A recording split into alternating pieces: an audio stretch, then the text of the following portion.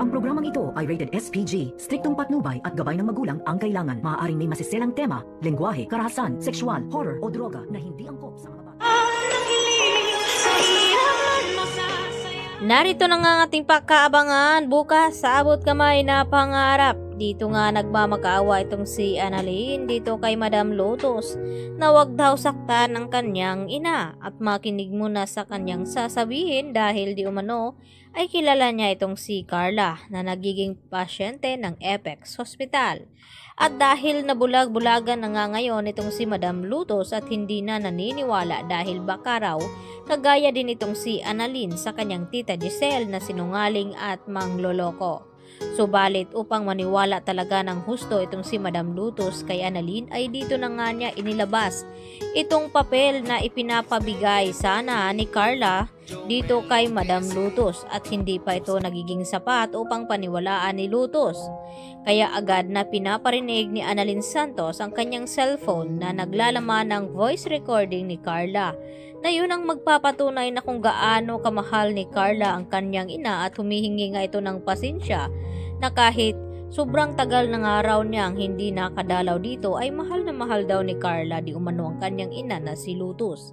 At dahil sa mga ebidensyang ipinakita dito ni Annalyn kay Lotus, agad naman na magbago ang kanyang isip upang maghiganti dito kay Annalyn at kay Lynette. At dito nakiusap si Lotus kay Annalyn na gawin ang lahat upang magtagumpay sa operasyon dito kay Carla. At dito naman na sinabi ni Annalyn na wag daw mangamba dahil ang mag-oopera nga dito kay Carla ay walang iba kundi itong si Dr. Antonio Luke.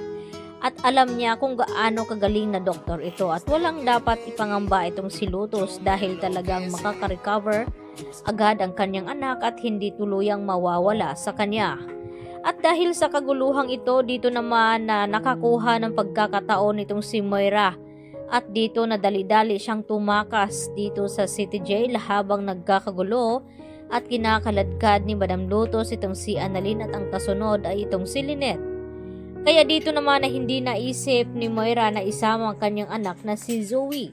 Iniisip lamang niya itong kanyang sarili na makatakas nga doon sa kulungan. Subalit dahil sa dami nga ng mga pulis o SWAT ang nakabantay sa likod ng City Jail ay mahihirapan naman itong si Moira na makaalpas doon. Sa kabilang banda, nasaktan naman itong si RJ dahil sa panglaban nito na hindi masaktan ang kanyang anak at pati na rin itong si Lynette. At agad naman ito na inagapan ni Zoe at nagmamakaawa na wag na daw saktan ang kanyang ama na si RJ.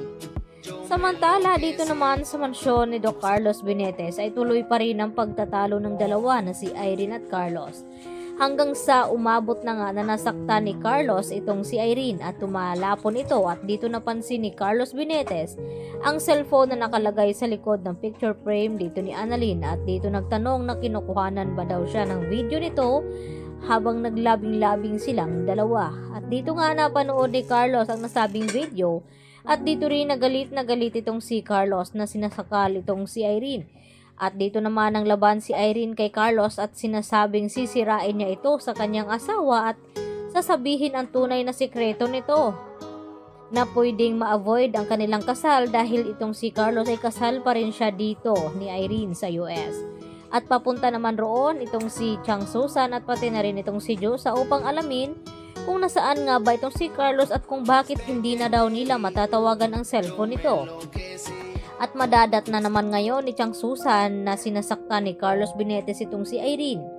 At binabantaan na hindi makakarating kay Lynette ang kanilang ginawa dahil tatapusin na rin daw ni Carlos itong si Irene. At ito ang maririnig lahat-lahat ni Chang Susan at ni Josa kung anong klaseng tao ba itong pinakasalan ni Lynette.